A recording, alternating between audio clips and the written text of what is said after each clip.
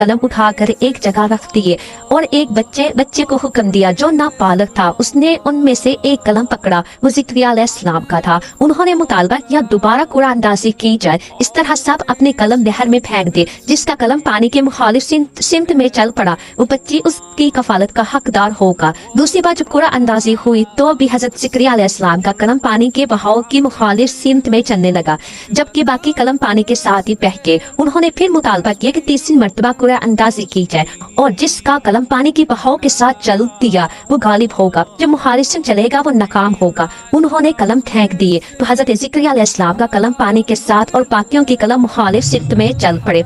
हजरत ज़िक्रिया अलैहिस्सलाम ने उसकी कफालत की जिम्मेदारी संभाली। इसलिए अल्लाह ताला फरमाते हैं जब भी ज़िक्रिया कमरे में उसके पास जाते तो उसके पास रोजी पाते। कहा ए मरियम ये तेरे लिए कहाँ से आया? कहा वो अल्लाह की तरफ से है। यकीनन अल्लाह जिसको चाहता है बगैर हिसाब के रिज़्क़ देता है।